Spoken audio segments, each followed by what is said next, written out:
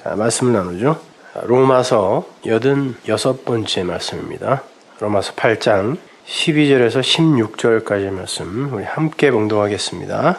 그러므로 형제들아 우리가 빚진 자로되 육신에게 져서 육신대로 살 것이 아니니라.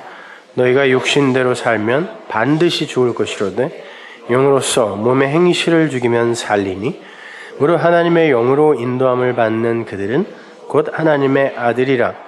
너희는 다시 무서워하는 종의 영을 받지 아니하였고 양자의 영을 받았으므로 아바 아버지라 부르짖느니라.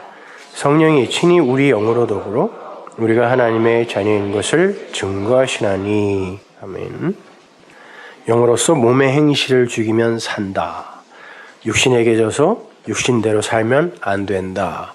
이런 말씀들 때문에 이 구절을 이제 성화의 이야기를 하는 분들이 전가의 보도처럼 갖다가 쓰는 그런 구절이죠. 그러나 공부해 보시면 아시겠지만 이 이야기는 그 반대의 이야기입니다.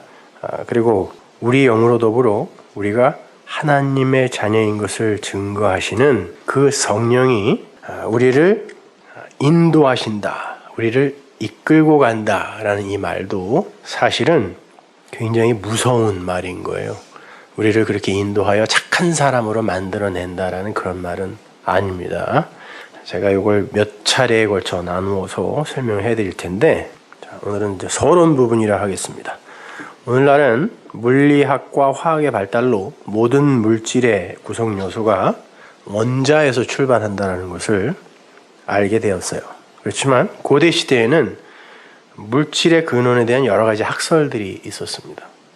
헬라의 철학자 탈레스 같은 사람은 물질의 근원을 물이라고 했고, 피타고라스 학파 사람들은 물질의 근원을 숫자, 수, 넘버라고 봤습니다. 헤라클레이토스는 만물의 근원을 불로 봤고요. 어떤 이는 흙이다라고 주장을 했습니다. 그리고는 평생 각자의 추론들을 내놓아 그들의 명제를 합리화하고 증명하는 삶을 살았습니다. 그렇다면 성경은 물질의 근원에 대해서 어떻게 이야기하고 있을까요? 존재의 근원, 말씀이라 그래요. 요한복음 1장에 잘 나오죠. 창세기에도 잘 나오고. 물질의 근원, 존재의 근원은 말씀이다 그래요. 우리가 알다시피 모든 물질은 원자로 이루어져 있고요. 물론 더 쪼갤 수도 있습니다. 요즘은 더 쪼갰는데요. 하여튼 우리가 알고 있는 거, 원자로 이루어져 있고 그 원자는 99% 이상, 99.99% 이상이 다 그냥 진공입니다. 전자와 원자, 핵, 그거는 거의 감지가 안 되는 것이고 그것들이 회전하고 운동하여 원자를 구성하는 거죠. 그러니까 진공이에요. 그 진공에 가까운 원자의 모양과 내용을 주는 것이 법칙과 원리라는 거죠. 어떠한 법칙을 누군가가 거기에다가 부어놨어요. 매겨놨더니 그 법칙에 묶여 그것이 모양과 움직임과 내용을 갖더라는 것입니다. 그 법칙과 원리라는 것을 우리가 말씀이라고 바꾸어 말할 수 있죠. 그건 스스로 생길 수 있는 것이 아니라 창조주께서 주셔야만 가질 수 있는 게 원리와 법칙이라는 거거든요. 그러니까 물질이라는 것은 말씀으로 이루어져 있는 것이 맞는 거죠. 그거 말고는 꾹 눌러버리면 그냥 진공이에요. 먼지도 아니에요. 말씀이 빠진 물질은 존재일 수조차 없어요. 그렇지 않습니까? 우리가 거시세계에서 이 거시세계인 일상에서 경험하는 그 물체들이 지금 보시는 것처럼 이렇게 확실한 어떤 모양, 형을 갖고 있다고 해서 그 미시세계에 그 원자세계의 입자가 그와 같은 각자 나름대로의 모양을, 특징을 갖고 있는 건 아니거든요. 모양이라는 건 빛을 비추었을 때 반사된 빛으로 판단되거나 사실 색깔이라는 것도 그래요. 빛을 비추었을 때 그것이 어떤 빛을 반사하느냐에 의해 우리가 색깔이라고 보거든요. 그러면 그 색깔은 도대체 뭐냐고요. 그렇게 반사된 빛으로 판별하거나 감각을 통해서 감지된 기하학적 형태를 우리가 그냥 모양이라고 하는 거예요. 따라서 미시세계인 그 원자세계에는 그와 같은 의미의 그 모양이라는 그 말이 아무 의미가 없어요. 실제로 내용으로 들어가 보면 그 모양이라는 말이 아무런 의미가 없어요. 원자의 세계는 겉으로 드러난 모양이나 움직임과는 전혀 다른 차원으로 존재합니다. 거시 세계에서 멈춰있는 것 안에 원자 세계는 활발하게 움직이고 있거든요. 그렇게 그 모양이라는 그릇은 하나님이 붙들고 계신 말씀이라는 법칙을 그 근원으로 하고 있는 것이며, 그것이 없으면 그냥 신기루에 불과한 거예요. 그냥 없음이라고 생각하시면 돼요. 그걸 혼돈과 공허라고 이야기합니다. 없는 거예요. 근데 말씀, 법칙이 떨어지니까, 이렇게 되어라 라는 법칙이 떨어지니까 거기에서 물질과 존재가 생겨나는 겁니다. 그런데 인간은 그나마 70%가 물이에요. 인간의 몸은. 날 물로 보지 마 하다가 그러지만 그냥 물이에요. 물. 70%가 물이면 물이지 뭐 뭘 물로 보지 마. 물인데. 식물도 70% 이상의 물을 구성 요소로 갖고 있고요. 동물도 마찬가지예요. 근데 지구에도 70%가 물이네요. 뿐만 아니라 인간의 오장육부처럼 5대양 6대주로 나눠져 있습니다. 여러분이 공부를 해보면 아시겠지만 우주나 사람의 세포나 인간의 육체나 이 지구라는 땅덩어리나 모두 그 같은 과정을 가고 있고요. 생성이나 멸망의 그 과정이 전부 똑같아요. 심지어 구조까지도 똑같고 돌아가는 원리도 똑같습니다. 그러니 어떻게 하나님이 안 계시다고 함부로 이야기를 하겠냐고요. 성경은요, 그 물을 가리켜서도 말씀이라 그래요. 그렇다면 우리의 욕심뿐 아니라 우리가 살고 있는 이 코스모스의 세상은 말씀이라는 게 빠져버리면 그 즉시 없음이라는 원래의 자리로 돌아가는 거예요. 원자를 원자되게 하는 것도 말씀이고, 인간과 지구의 70%를 차지하고 있는 물도 말씀의 그림자입니다. 그 말씀의 내용은 물론 하나님인 거고요. 그래서 성경은 이 세상에 물이 점점 줄어들어 기근이 올 것이고 결국 물이 없어 멸망할 거다라고 이야기해요. 그리고는 그 기근을 말씀의 기근이다라고 확실하게 짚어줍니다. 그리고 그것이 바로 심판이요 멸망이다 그래요. 자, 세상과 이 육신 그리고 묵시세계의 그 말씀은 같은 과정, 같은 길을 간다 그랬습니다. 그래서 인간의 몸도 늙으면 늙을수록 수분이 빠져나가서 주름살이 생기고 건조해져서 죽는 거고, 지구도 점점 물을 상실하며 사막화되어 가고 있는 거예요. 환경학자들이나 환경단체에서 찍은 사진들 보면 지구는 급속히 사막화되어 가고 있어요. 코스모스의 세상 전체가 물을 잃어가면서 멸망의 자리로 내닫고 있는 것입니다. 지금도 세계 60억 인구 중에 물 부족으로 고통받는 사람들이 40% 이상이에요. 근데 앞으로 10년 후면 세상 인구의 70% 이상이 그 물 때문에 고통받을 것이다 라는 통계가 나와 있습니다. 성경대로 되어가고 있는 거예요. 이 세상 산천초목을 비롯한 모든 만물이 전부 그 자리에서 하나님의 말씀을 증거하는 삶을 살고 있는 것입니다. 그대로 될 것입니다.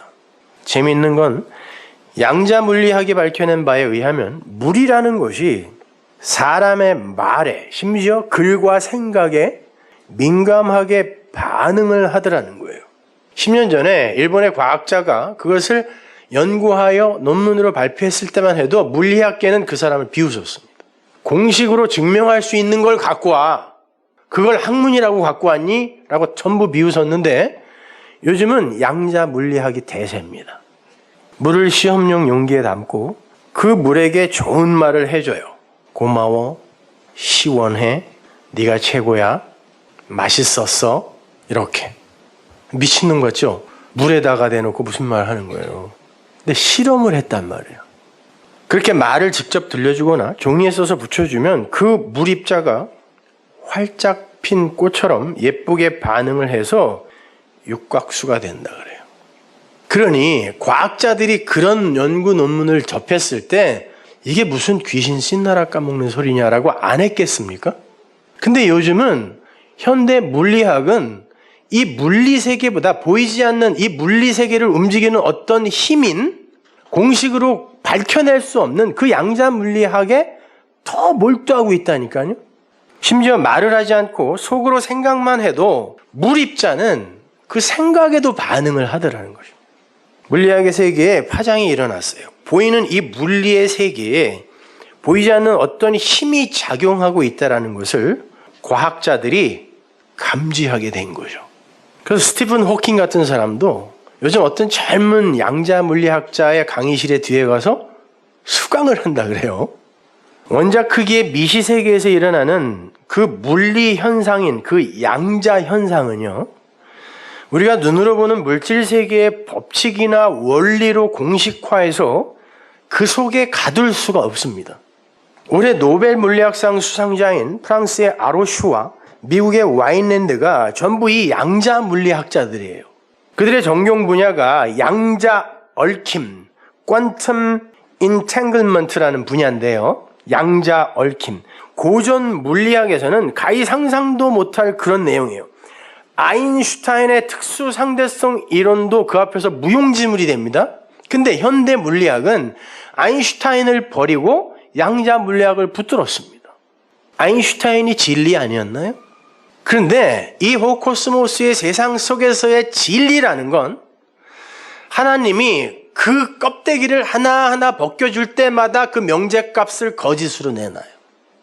실제로 영국의 북부 도시인 에든버러시가 그 시 안에 피들공원이라는 곳에 12그루의 느릅나무를 심고 그 나무에 12제자의 이름을, 예수님의 12제자의 이름을 팻말로 붙여놨다 그래요. 물론 그 중에 하나는 유다나무였겠죠. 근데 사람들이 그 유다나무 밑에 그늘로는 아무도 안 가는 거예요. 재수 없어서. 그 심지어 그 나무에게 욕을 하고 저주하고 차기도 하고 이러고 갔어요. 근데 12나무 중에 그 유다나무만 유독 말라 죽어가기 시작했어요. 그래서 에든버러시에서 편말을 바꿨습니다. 그 12나무 중에 베드로나무가 제일 잘 자라더라는 거예요.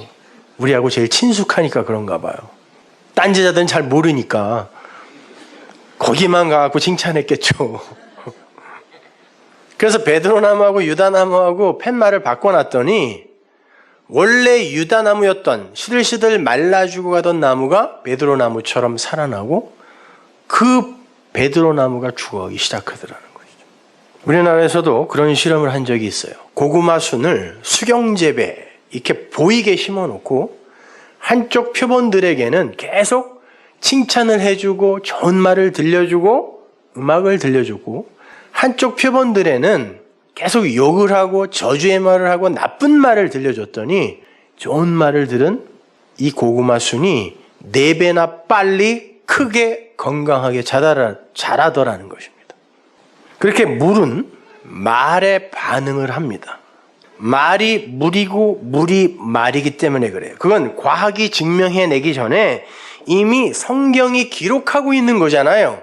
그러니까 우리에게는 생경하지가 않아요. 당연히 그렇지. 물은 말에 반응을 하여 죽고 살기도 하는 거라니까요. 여러분이 나쁜 물, 나쁜 말을 접하게 되면 이 물은 거기에 반응하여 나쁜 물로 완성되어 죽는 거예요. 이 물들이. 성경이 그걸 이야기하고 있단 말입니다. 그러니까 자녀들에게도 이왕이면 좋은 말을 많이 해주세요. 자기도 이해 못하는 그런 욕들 같은 거 하지 마시고 막 육시를 할 놈 그 육시라는 게 얼마나 무서운 건지 아세요, 여러분? 근데 자식한테 그런 욕을 하는 사람들이 있어요. 급살 어쩌고저쩌고 하면서. 그 진짜 그렇게 되면 어떡하려고 그래요. 애들이 그런 나쁜 말을 듣고 자라서 어떻게 되겠습니까, 여러분? 물론 그러한 현상계에서 벗어나는 것이 신앙의 경지이긴 하지만 이왕이면 좋은 말을 하세요. 서로 부부간에도 그렇고. 그러나 성경에는요 2종류의 물이 있어요. 하나는 나쁜 말에 의해 나쁘게 완성되는 나쁜 물이고 하나는 좋은 말에 의해 좋게 완성되는 좋은 물이에요. 그래서 오직 히브리 성경에만 물이 쌍수로 나옵니다. 이 세상 어떤 단어에 물을 복수로 쓰는 나라가 있어요? 워터. 복수가 뭐예요? 워러. 워러예요? 워러스 그럽니까? 무슨 야구단 이런 것 같아. 없죠. 복수가 없어요. 물은 복수를 안 쓴다니까요. 우리나라도 뭐 물들 그러나요? 야, 그 물들 좀 갖고 와 그러나요? 아니죠. 근데 히브리어에만, 성경을 기록하고 있는 히브리어에만 물이 복수예요. 쌍수로 나와요. 창세기 1장에 보면 하늘의 물과 땅의 물이 나옵니다. 땅의 물로 하늘의 물을 깨닫지 못하면 저주의 물, 심판의 물에 익사하게 된다라는 언약이 창세기에 나와요. 그리고는 성경 내내 그 물에 대한 이야기가 나와요. 반석에서 쏟아지는 물, 생수, 배에서 나오는 물, 성전 문지방에서 나오는 물, 나중에 계시록으로 가면 무슨 강, 에덴 동산에도 강, 계속 물 이야기가 나와요. 자, 그렇게 아래의 물, 하나님이 우리에게 아래의 물로 주신 그것으로 그 위의 물, 위의 말씀, 그 진리를 깨닫지 못하면 그 아래의 물에 빠져 죽어요. 그러나 이 아래의 물로 위의 물을 깨닫게 되면 그 아래의 물, 그것이 복이에요. 그것이 선물이라니까요. 그렇게 아래의 물로 위의 물을 깨닫지 못하면 아래의 물에 빠져 죽게 되는 그 현실을 기록한 게 노아의 홍수 사건이요, 이스라엘의 홍해 사건이요, 요나의 이야기요, 풍랑이 이는 바다를 건너는 제자들의 이야기요, 이런 거예요. 아래의 물과 위의 물은 양자역학에서 말하는 퀀텀 인탱글먼트로 얽혀 있어요. 그래서 성경에 보면 땅에서 매면 하늘에서 매고 땅에서 풀면 하늘에서 푼다 그러죠. 퀀텀 인탱글먼트가 뭐예요? 노벨 물리학상 받은 사람들이 거기에 전문가들인데, 요번에 같은 것은, 같이 창조된 것은 아무리 거리를 멀리 떨어뜨려 놔도 여기에다 자극을 주면 여기까지 함께 자극을 받는다는 거예요. 그건 우리가 성경에서 배운 바 아닙니까? 여러분은 아래의 물로 위의 물을 알면 그건 하나가 되는 거예요. 근데 아래의 물로 위의 걸 모르면 이거는 단절이거든요. 그러면 여기에 빠져 죽는 거예요. 이걸 율법이라 그래요. 이걸 세상이라 그래요. 70%가 물인 이 지구상에 정작 사람이 먹을 물이 2%도 안 된다는 거 아십니까? 70%가 물인 우리 몸에 그 물이 2%만 떨어지면요, 사람들이 갈증을 느끼죠. 그래서 2%라는 음료도 나와 있는데, 근데 이 전체 지구상에 인간이 먹을 수 있는 물이 100% 중에 2%밖에 안 돼요. 한 5%가 민물인데 대부분이 빙하로 얼어 있어요. 그러니까 인간이 이 세상에 있는 물 중에 사용할 수 있는, 자기의 생명에 사용할 수 있는 물은 2%도 안 돼요. 그러면 이 호코스모스의 세상은 하나님의 그 말씀, 그것과 퀀텀 인탱글먼트로 연결되어 있다고 했을 때 이 세상에 떨어지는 하나님의 말씀, 어마어마하게 지금 홍수처럼 쏟아지고 있는 하나님의 말씀 중에 진짜 우리가 먹을 수 있는 말씀은 2% 미만이라는 거예요. 나머지는 먹으면 죽습니다. 성경은 정확하게 세상과 그렇게 맞물려 가고 있다니까요.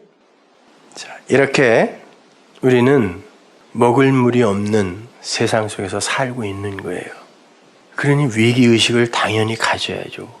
그리스도인이라고 하는 사람들은. 그리고 그 생수를 찾아 하나님께 아이테오 할 수 있는 그런 열정들이 있어야 된다니까요.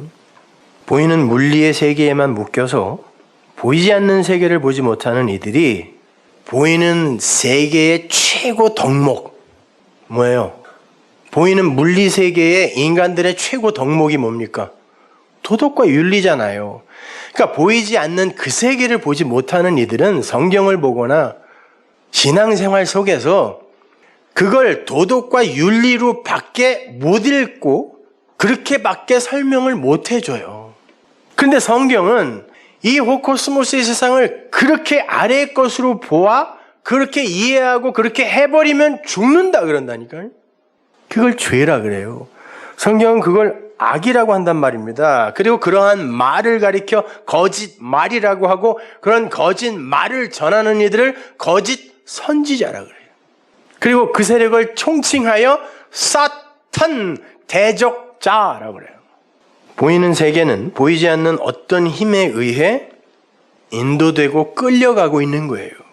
원래 그렇게 존재하도록 만들어진 게 이 보이는 세상이며 존재들인 거예요. 그럼에도 그러한 영적 현실을 보지 못하고 그 보이는 세상을 끌고 가는 그 힘의 실체와 내용을 깨닫지 못하면 보이는 세계에 머물다가 그 보이는 세계의 진리 같은 그 법칙, 그 원리 뭡니까? 인과 율, 원인을 니들이 제공한 만큼 니들에게 결과를 줄게. 그 인과율에 붙들려 인과율로 심판받아 죽는 거예요. 하나님이 요구하는 결과는 우리 인간들이 도저히 말을 만들어낼 수가 없는 거거든요. 그래서 계시록의 심판의 장면에 보면 전부 그 심판의 대상들이 자기의 행위로, 자기의 행함으로 심판받아 죽습니다. 열심히 했는데. 진리는 보이지 않는 세계의 것입니다. 물리의 세계에 양자물리의 세계가 있는 것처럼 보이는 세계는 보이지 않는 세계를 내용으로 품고 있는 것이고 그 세계에 의해 경륜되고 있는 거예요. 그러므로 이 현상계에 일어나는 모든 건 그 어떤 것도 우연적이나 혹은 우발적으로 일어날 수 있는 게 없어요. 뜻이 없는 소리가 없고 내용이 없는 현상이 없는 겁니다. 이건 시편 기자들을 비롯한 모든 구약의 선지자들이 이구동성으로 한 이야기예요. 껍데기로 보지 마. 나타난 현상으로 보지 마. 그거 그대로 판단하여 행하지 마. 그러면 죽어 그랬단 말이에요.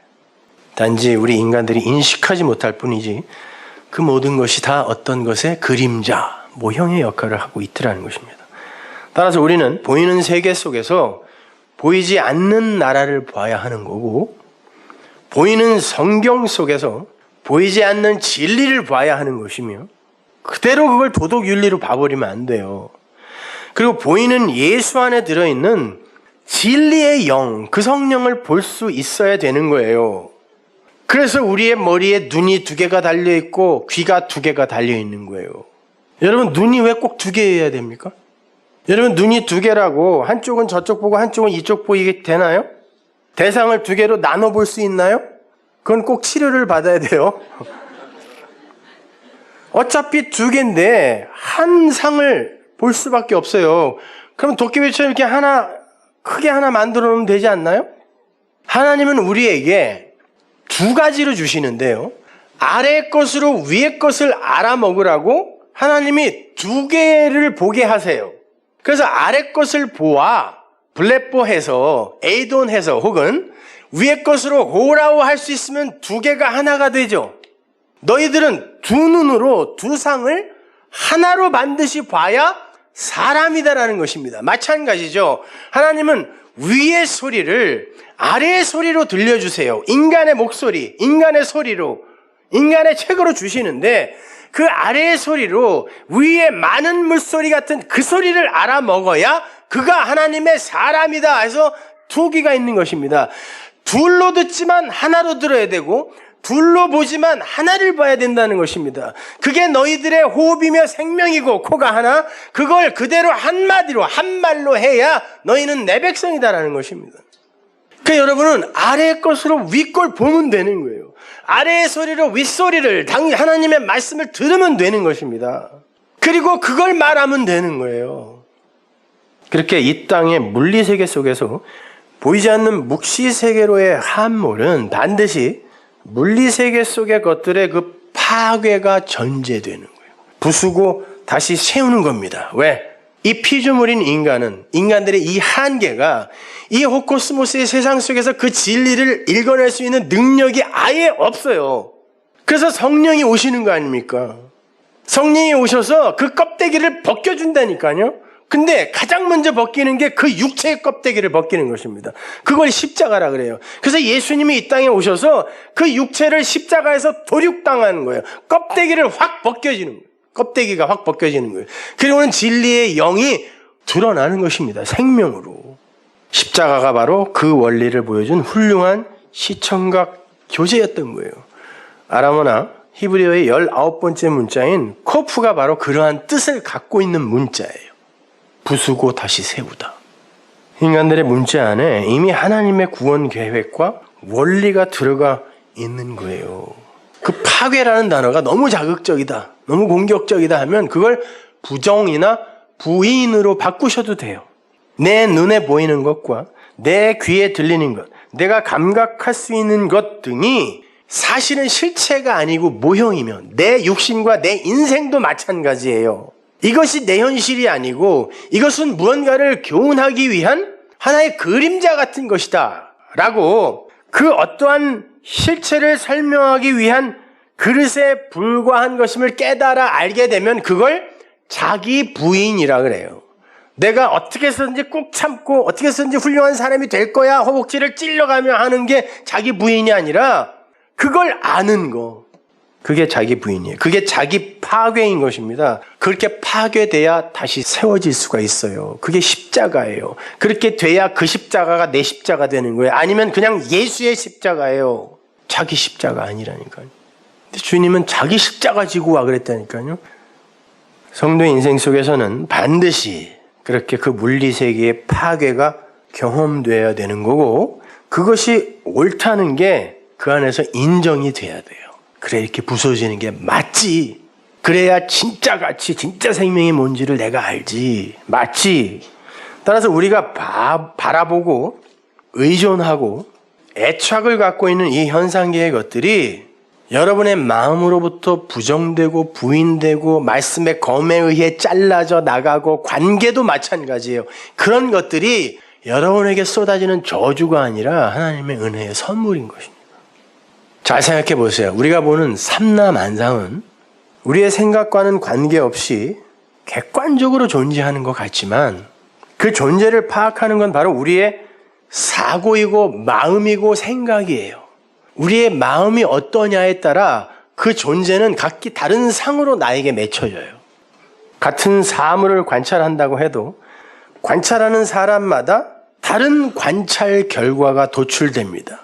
그 사람의 경험, 그 사람의 마음, 그 사람의 생각 이런 거에 의해 나라는 사람이 어떤 눈과 어떤 귀를 가졌고 어떤 촉각을 가졌는가에 의해서 존재는 각기 다르게 인식된다는 것입니다. 똑같은 산, 똑같은 물, 똑같은 들을 보고도 어떤 이들에게는 크고 웅대하고 넓고 광활하고 이렇게 보여지는 반면 어떤 이들에게 있어서는 작고 보잘것없고 못생기고 추하고 그런 것으로 인식이 될 수도 있어요. 그 사람의 경험에 의해 아니면 그 사람의 마음에 의해 똑같은 꽃을 보고도 어떤 이들에게는 그것이 아름답고 귀하고 가치 있게 인식이 되는 반면 어떤 이들에게 있어서는 추하고 보잘것없는 그런 꽃 이렇게 인식될 수 있어요. 그들에게 있어서 인식된 그 꽃은 같은 꽃이지만 다른 존재로 인식되는 거예요.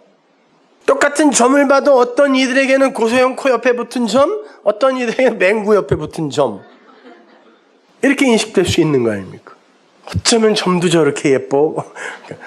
넌 어떻게 얼굴에도 그런 점을 달고 다니냐? 이렇게 되는 거 아닙니까?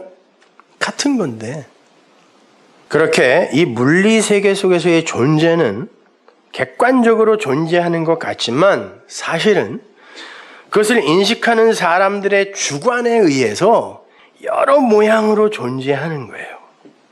그러므로 우리가 보고 인식하는 것이 전부 실체요 사실이라고 생각하시면 안 된단 말입니다. 내가 본다고 그것이 사실이요 실체가 아니라는 거예요. 우리 주변에도 헛것을 보면서 그것이 실체라고 굳게 믿고 거기에 묶여 평생을 불행하게 사는 사람들이 얼마나 많아요. 근데 정작 내가 그럴 수 있다는 것은 꿈에도 생각 안 한다니까요. 과학도 마찬가지예요. 자연과학이라는 건 과학자의 마음에 그려진 대자연의 모습이에요. 그걸 과학자들이 그려내면 그걸 자연과학이라 그래요. 자연현상과 그걸 과학자들이 그려낸 자연과학은 반드시 일치하지 않아요. 사람을 통해 나온 것이기 때문에 그렇습니다. 그러면 과학도 그 실체가 아닐 수 있는 거네요. 그죠?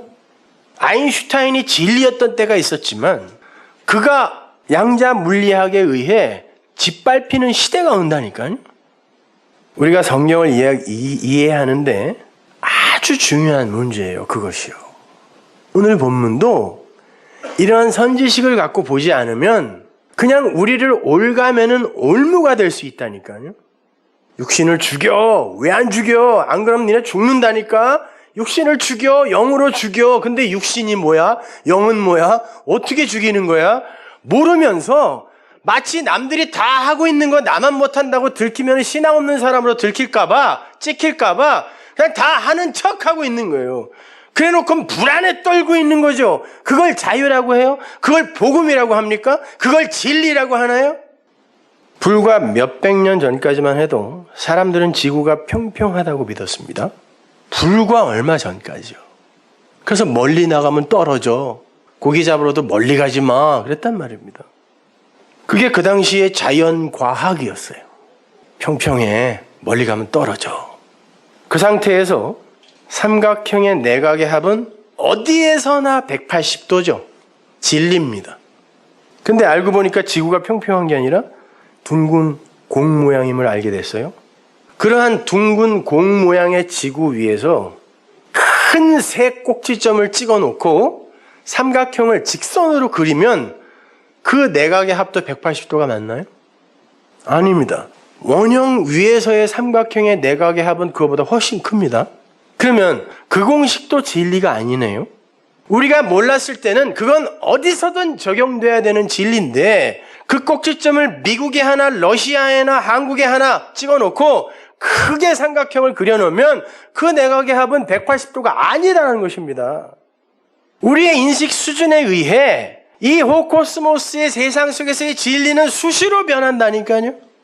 수시로 아님이 폭로되고 그 나라는 조그만 우물 속에 갇혀있는 인간들은 자신들의 수준이 얼마나 저급하고 무식한지를 모르고 자기 수준에서 인식되는 모든 현상계의 것들을 사실이요 진리인 것으로 우기고 있는 거예요. 이 물리세계 속에서의 인간의 최고 덕목은 도덕과 윤리밖에 없기 때문에 성경도 그 수준 이상으로 볼 수가 없는 거예요.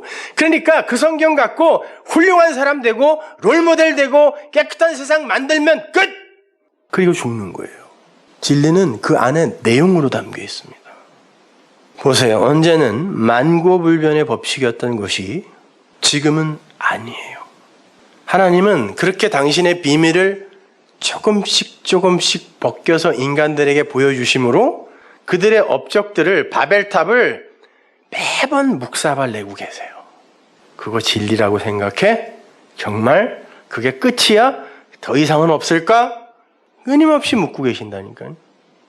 지구에서 가장 가까운 별이 4광년 거리에 있는 별이라 그래요. 빛이 일초에 30만 킬로 갑니다. 그 속도로 1년 내내 가는 거리가 1광년이에요. 근데 가장 가까운 별이 4광년이면 얼마나 멀리 떨어져 있는 거예요? 그 구행성 말고 별. 근데 그 별들이 가득 차 있는 이 은하계의 지름이 10만 광년이에요. 상상할 수도 없는 거예요. 계산도 안 돼요. 근데 그 은하계가 수천억 개가 또 있대. 그러면 내 눈에 보이는 그 별들, 지금 밤하늘에서 반짝거리면서 내 눈에 띄는 그 별들은 얼마나 멀리 떨어져 있는 거예요, 도대체가? 그러면 그냥 이 물리세계의 물리학 공식으로 따져봤을 때 그 빛이 반짝거려서 내 눈에 오기까지는 얼마나 많은 시간이 걸렸을까요? 그냥 양자역학에 무슨 빛의 순간이동 이런 거 따지지 말고 물리학 공식으로 계산해 보자니까요. 우리는 물리세계에 살고 있고 그 물리학밖에 모르니까. 그러면 반짝거려서 내 눈에 그 빛이 왔을 때 그 별은 지금 없을 수도 있겠네요. 계산하면 수천억 년 전에 반짝했던 것이 달려서 내 눈에 온 거 아니에요, 지금. 반짝거리고 사라져 버렸어도 내 눈은 그걸 빛으로 인식한다니까요. 그럼 내가 보는 것이 지금 없는 것일 수도 있는 거죠. 보세요. 우리가 지금 눈으로 확인하는 것도 똑바로 보는 것도 신기루도 아니고 그냥 확인하는 것도 없음일 수가 있는 것입니다. 그런데 내 눈에 본 건 전부 사실이라고 믿어요. 그래서 기적과 이사를 많이 경험한 사람들이 위험한 거예요. 나는 봤거든. 너희는 못 봐서 그래. 나는 봤다라는 것이죠. 그게 사실이라는 거, 그게 실체라는 걸 어떻게 증명할 겁니까? 사람들은 그 수준이에요. 거기에 묶여 있다니까요. 개미가 분속 1cm씩 간다고 치고 지구를 한 바퀴 돌 때 8,000년이 걸려요. 그 개미에게 삼각형의 내각의 합은 180도야 하는 진리입니다. 걔는 몇 번을 다시 태어나도 지구가 둥글다는 걸 몰라요. 그리고 그 지구는 평평할 수밖에 없어요. 그러나 인간의 수준, 개미의 수준에서 인간의 수준으로만 올라와도 그건 진리 아니죠. 근데 우리가 감히 이 천지를 창조하신 이 천지의 주제, 그 하나님 앞에서 내가 보는 것을 내가 눈으로 인식하고 확인하는 게 실체이며 진리다라고 우길 수 있냐고요.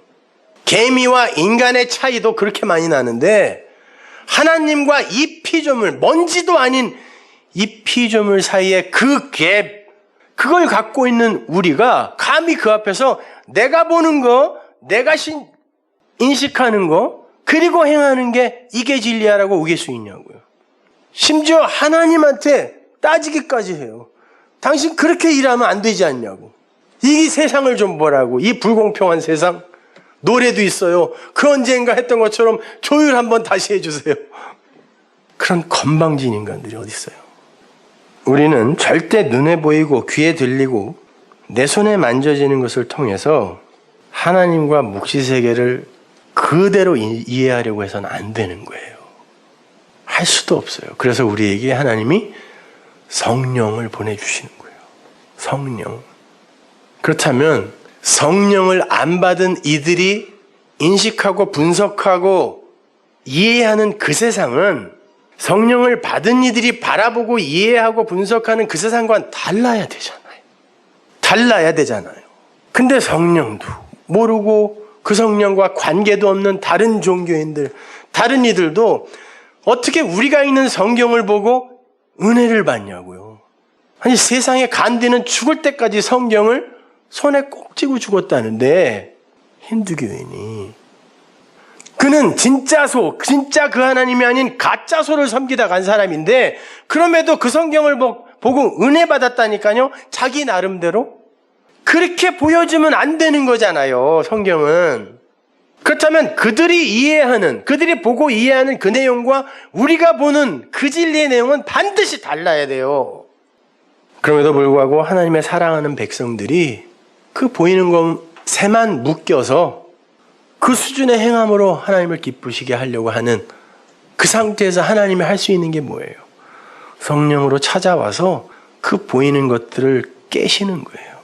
하나하나 깨서 그 알맹이를 보여주시는 거예요. 이것도 깨고 저것도 깨고 이렇게 깨서 그게 내용이 사실은 이거잖아 라고 보여주시는 거예요. 그래서 여러분의 인생이 이렇게 깨지는 거예요. 깨져야 맞는 거예요. 그 보이는 현상계가 부수어져야 그 안에 내용으로 담겨있는 진리가 우리 앞에 보이게 되어 있습니다. 그 작업을 진리의 영, 말씀이 하는 거예요. 그러니까 말씀이 떨어지면 가슴이 찢어져야 돼요. 찢어져야 돼요. 그래서 그 말씀을 하는 그 이가 밉게 보여야 돼요. 곧 다시 좋아지겠지만 말을 잘해야지. 요즘 몸이 안 좋아서 여기서 침을 맞고 있는데 집사님이 그러더라고요. 몇 명이 찾아와서 아프게 놀아 그랬대요. 아픈 말을 제가 한다 이거죠. 그러니까 침 아프게 놔주라 그랬대.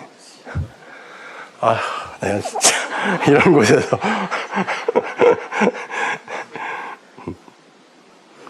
그러니까 육신이 늙어가고 이 지구가 늙어가고 병이 들고 약해지고 추레해지고 그거는 순리인 거예요. 그리고 그게 맞는 거예요. 그걸 자꾸 거슬러서 주름살 필라 그러고 억지로 수분 공급하려 그러고 탱탱하게 만들려 그러고 그러면 안 된다는 거니. 이러한 선지식을 갖고 오늘 본문을 한번 보세요. 그게 그 이야기인지. 13절 한번 다시 보세요. 너희가 육신대로 살면 반드시 죽을 것이로되 영으로서 몸의 행실을 죽이면 살리니. 12절도 같이 보세요.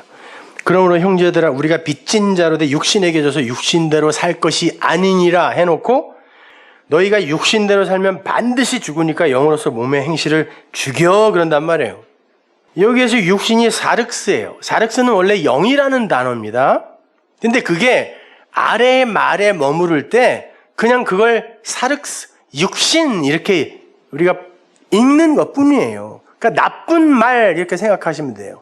율법, 진리로 해석되지 못한 아래의 물, 그거 육신이에요. 이 육신. 그대로 살면 죽는 거예요.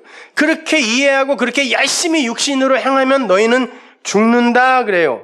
그러나 영으로서, 이게 역격이에요. 푸뉴마가. 그러니까 영 안에서, 성령 안에서 몸의 행실을 죽이면 그게 자오, 생명, 조회를 받는 거야. 그게 생명이다라고 이야기를 해요. 여기서 몸의 행실, 그게 우리 육신이 저지르는 그냥 그렇게 미성숙한 행동, 사람들이 도덕과 윤리로 규정해 놓은 죄, 뭐 이런 것일까요?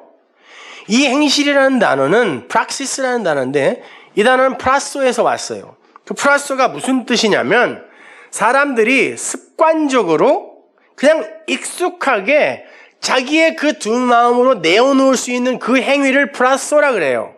그런 게 뭐가 있어요?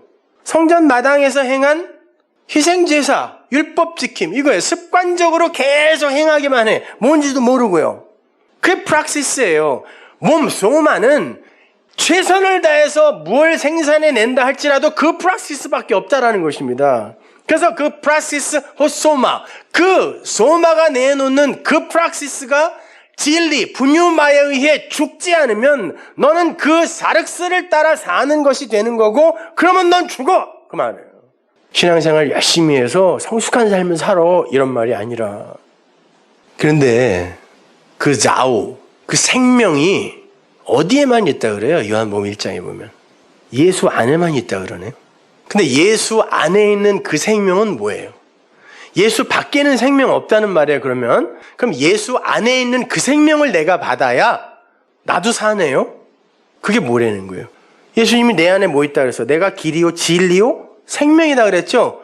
그 진리 이야기하는 거예요. 그게 생명이라는 거예요. 네가 산자라면 네 안에 그거 있어야 된다는 거예요. 그러면 껍데기는 지난주에 공부했죠. 그건 죽은 걸로 여겨주겠다는 거예요. 몸은 죄로 죽은 거야. 네 안에 그 영이 있으면, 하나님의 영, 그리스도의 영, 그리스도의 그 영, 진리의 영, 그거 있으면 네 몸 죽은 거야. 그리고 네 안에 있는 그 영이 산 거야. 그게 네 조의 생명이야.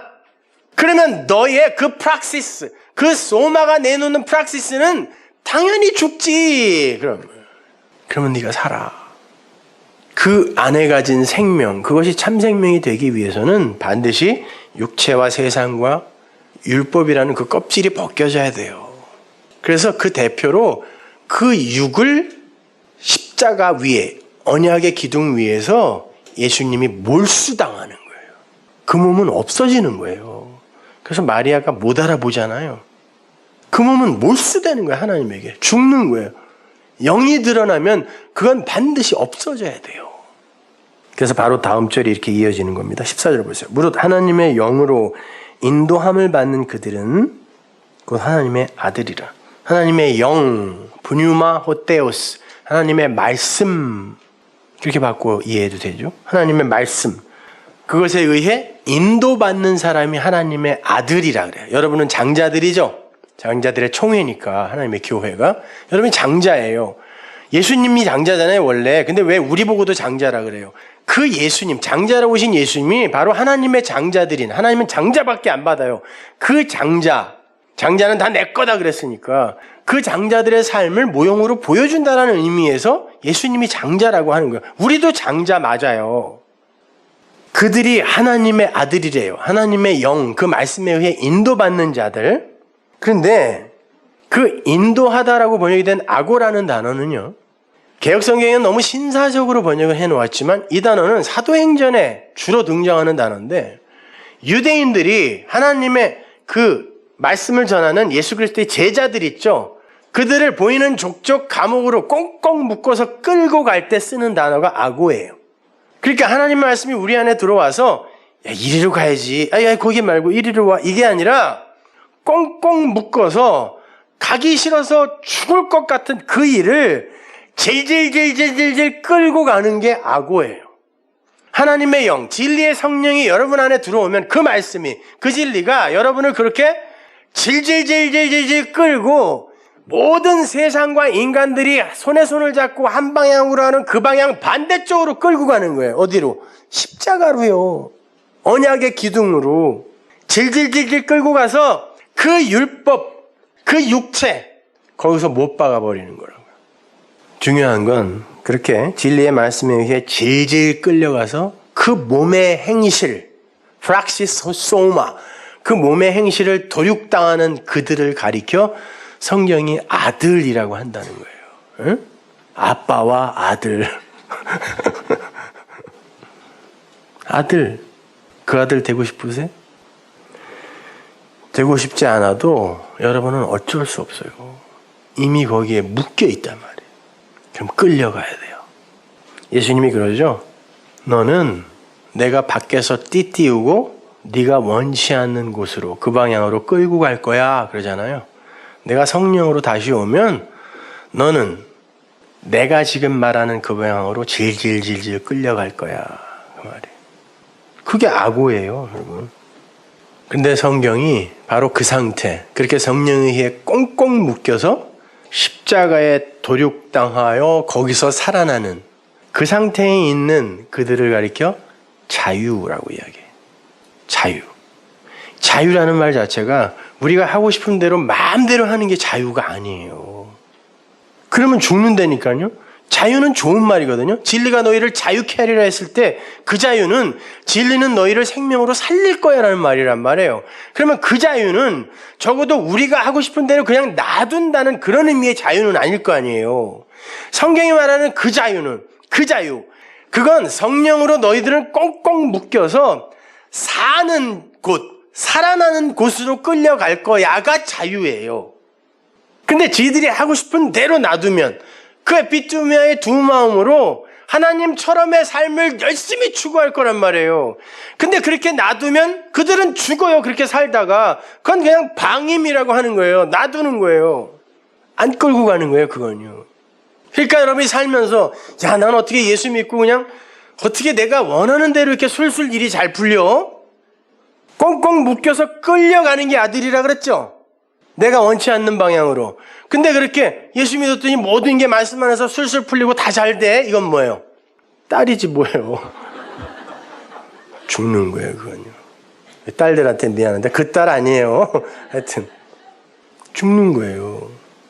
그러니까 여러분은 꽁꽁 묶여서 여러분이 원치 않는 방향으로 끌려가야 돼요. 그래야 아들이에요. 그래야 여러분의 몸의 행실이 죽죠. 안 그러면 시퍼렇게 산다니까요. 저희 집에 강아지가 한 마리 있어요. 사람들과의 교제에 지쳐서 개와 교제하고 있어요, 요즘에. 얼마나 이쁜지 몰라요. 근데 애가 어려가지고 아무데나 돌아다니면서 대소변을 그냥 마구 분사를 하고 다녀요. 심지어 빨래 다 해가지고 다 개놓으면 왜 하필 그 위에 가서 그래서 개야. 그리고 뭐 양말이고 뭐 다 물어 뜯어놔요. 요즘 뭐 이빨이 간지러운지 하여튼. 근데 그냥 제가 너무 이뻐하니까 다들. 근데 그렇게 그냥 풀어 놔두면 그게 그 강아지의 최선이거든요. 근데 걔는 그렇게 놔두면 우리 집사람한테 마저 죽습니다. 계속 그렇게 삶은. 그래서 제가 이렇게 케이지를 만들어서 가둬놔요. 살리려고. 본인은 그게 구속이라고 생각하겠지만 그게 유일하게 살 수 있는 그게 자유라니까요. 물고기가 나는 물이 너무 지겨워. 이제 나 밖에 나가서 살래라고 모래밭에 나오면 굴비 되는 거라니까 바로. 그건 자유가 아니에요. 진짜 자유는 하나님이 허락하신 그 간 울타리 안에서 거기에서 그 하나님과 그 하나님 주신 은혜와 생명을 누리는 걸 자유라 그래요. 그게 유일하게 우리가 살 수 있는 방법이란 말입니다. 우리의 생사 여타를 쥐고 있는 그분의 그 살리는 경륜 안에 들어가서 끌려가는 거. 근데 그게 힘들죠. 그런데 그거 풀어놔봐야 하는 짓은 또 똑같이 그 짓 할 거라고요. 빨래에다가 오줌 누고 양말 다 물어뜯고 내가 몇 개 갖다 버렸어 몰래. 들킴 맞을까 봐. 풀어놔봐야 주인이 기뻐할 수 있는 일은 하나도 못해요. 그럼 가둬서 살려야 돼요. 그게 그에게는 십자가 지는 죽음 같은 고통일 수 있어요. 그러나 그게 하나님의 사랑이란 말입니다. 그래서 진리의 성령이 우리를 꽁꽁 묶어서 십자가로, 언약의 십자가로 끌고 가는 거예요. 너희들이 살 수 있는 길은 언약밖에 없어. 진리밖에 없어. 말씀밖에 없어. 하나님의 은혜밖에 없어. 그러니까 길이 날뛰지 마. 죽이는 거예요. 그걸 영으로 살린다라고 하는 거예요. 바로 그 아들의 대표로 예수 그리스도가 언약의 기둥 위에서 율법으로 죽으셨던 거예요. 그분 자신이 율법, 세상, 육신, 예수로 죽어야 그리스도, 영, 하나님 나라로 산다라는 걸 보여준 거예요. 바로 다음 절을 보시면 바울이 율법과 복음을 이렇게 대조하여 설명해 줍니다. 15절 보세요. 너희는 다시 무서워하는 종의 영을 받지 아니하였고 양자의 영을 받았으므로 아바 아버지라 부르시느니라. 종의 영과 양자의 영이 나옵니다. 다른 영 아니에요, 이거. 하나는 악령, 하나는 선한 영, 성령. 그렇게 생각하시면 안 돼요. 영은 말씀이에요. 그런데 종을 만드는 말씀이 있고 아들을 만드는 말씀이 있다라는 거예요. 전자가 율법이고 후자가 진리예요. 그러나 둘은 같은 말씀입니다. 어떻게 어떤 마음으로 받느냐에 의해 그 사람은 그 성경의 종이 될 수 있고 어떤 이는 하나님의 아들로 태어난다니까요. 위로 나게 돼요. 그게 종의 영, 양자의 영이에요. 그 푸뉴마 둘레이아, 종의 영은 속박하게 하는 말이에요. 짐을 지우는 말. 짐이야. 말씀을 읽으면 읽을수록 짐이야. 근데 사람들에게는 그렇게 말하면 또 신앙 없는 사람을 지키니까 얼마나 달고 오묘한지 모르겠어요. 하나님의 말씀을 지키는 이 삶이 얼마나 행복한지 모르겠어요. 이러는 거지. 사실은 짐이에요. 짐을 지우는 말. 푸뉴마 둘레이아. 근데 양자의 영, 푸뉴마 휘오데시아는 휘오스에서 나온 거예요. 휘오스가 아들이니까. 아들을 만드는 말. 그 말은 아들 아닌데 너 아답트해서 양자로 삼아서 아들로 삼아줄게가 아니라 아들로 탄생시키는 말, 아들로 완성시켜내는 말, 푸뉴마 휘오데시아예요. 성경을 그렇게 진리로 봐야 된다니까요. 그 성경에 의해 여러분이 종이 되면 안 돼요. 이렇게 내가 말씀을 어떻게 받느냐에 따라 그 말씀은 나를 아들로 만들 수도 있고 종으로 만들어서 멸망에 이르게 할 수도 있어요. 그러니까 나를 죽이고 살리는 건 말씀인 거예요. 그 물인 거예요. 그래서 여러분은 물이 없으면 죽도록 이렇게 지어진 거예요. 여러분은 성경을 살아야 되기 때문에. 그러니까 여러분이 어떤 말을 담고 있느냐, 어떤 물을 담고 있느냐에 의해 양과 염소로 갈려요. 주님도 그런 거예요. 마지막 날에 너희의 말로 심판받는다 그러죠. 니들이 갖고 있는 말, 그 물로 심판받는 뜻이에요. 그러니까 여러분은 여러분의 생명인 말을 찾아다녀야 돼요. 목마른 사슴이 시냇물을 찾아 헤매듯 사슴은 이 식도가 셀로판지처럼 돼 있어서 이 목마름이 지속되면 그냥 죽습니다. 이게 붙어서. 그러면 그 사슴이 물을 찾아 헤맬 때는 어떤 열심으로 찾겠습니까? 곧 내 목을 축이지 않으면 난 곧 죽어 라는 이런 심정으로 찾을 거 아닙니까? 성도는 그런 열심이 있어야 된다니까요. 말씀에. 그러니까 그 말씀, 그것이 나의 부모가 되어 나를 생명 있는 아들로, 씨로 만들어낼 수도 있고 나를 마귀 새끼로 죽여버릴 수도 있어요. 그래서 하나님이 그런 거예요. 계명을 주시면서 그 10계명 안에 네 부모를 존경해 그런 거예요. 그건 육신의 부모 얘기하는 게 아니라 그건 도덕책에도 다 있는 거잖아요. 너를 낳게 하는, 아들로 낳게 하는 그 말씀이 있을 거야. 그게 아버지거든, 그게 네 어미거든. 다음 주에 제가 거기에 대해서 설명해 드릴 텐데 그거 공경해. 잘 받아. 이런 말이에요. 그래야 살아. 아람어에서도 마찬가지고 히브리어에서도 아버지라는 단어는 알레프하고 베이스로 이렇게 조합이 되어 있어요. 하나님의 집, 하나님의 성전이란 말이에요. 그렇게 써놓고 히브리 사람들이 아버지라고 읽어요. 근데 그 하나님의 처소, 하나님의 집, 하나님의 성전, 그것이 기록되어 있는 게 뭐예요? 아래에 있는 물, 아래에 있는 말로 하나님이 그걸 기록해 줬어요. 하나님의 성전으로 오신 예수가 이 성경에 나에 대해 기록되어 있다 그랬죠? 그러면 그 하나님의 집, 그것이 우리 이 호코스모스의 세상에서 어떻게 던져져 있어요? 구약시대엔 성전이었지만 지금은 말씀밖에 없어요. 그럼 그게 내 아버지네요? 그 말씀이 진리로 내 안에 있으면.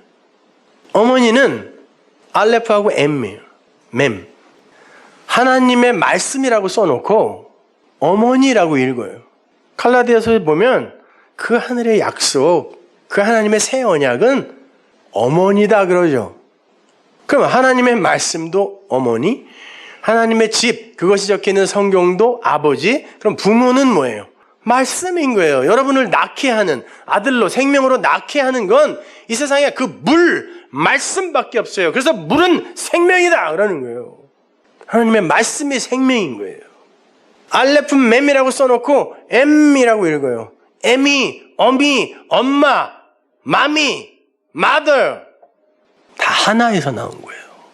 그걸 설명해 주기 위해 이런 육의 엄마들이 모형으로 그 자식들에게 붙어 있는 거예요. 아버지는 우리에게 씨를 주시는 존재죠. 어머니는 그 씨를 받아 우리를 낳게 하고 탄생케 하고 우리를 기르세요.